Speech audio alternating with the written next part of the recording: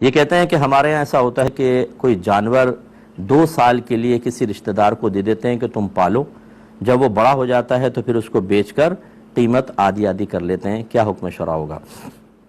دیکھیں شرعاً بالکل جائز نہیں ہے، کیونکہ آپ جب ان کو دیتے ہیں پالنے کے لیے یا تو مالک ہی بنا دیں، اور یا پھر اگر پالنے کے لیے دے رہے ہیں تو آپ نے جانور دیا اور ان کی وہ سروس پرووائڈ کر رہے ہیں، اور سروس کے لیے سیلری چاہیے، یعنی آپ کو کچھ نہ کچھ ان کو دینا ہوگا۔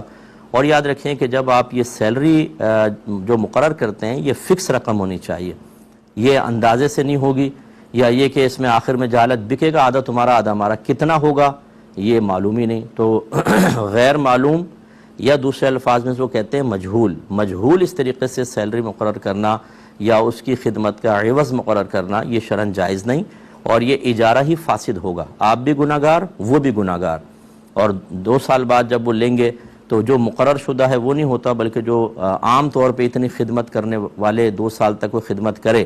تو جو اس کی قیمت ہوتی ہے یعنی سیلری ہوتی ہے یا سروس چارجز ہوتے ہیں وہ دیے جاتے ہیں، جس کو اجرت مثل کہا جاتا ہے۔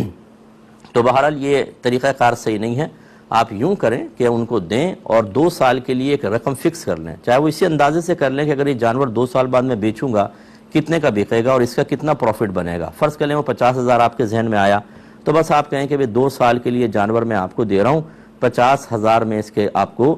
خدمت دوں گا 2 سال کے بعد، ٹھیک ہے پھر یہ صحیح ہے۔ لیکن جو آپ یہ طریقہ کر رہے ہیں اس میں کتنا اس کو ملے گا یہ مجہول ہے، اور اس طرح مجہول رکھ کر اجرت کو پھر کوئی مالی معاملہ کرنا یہ شرعاً جائز نہیں ہوتا۔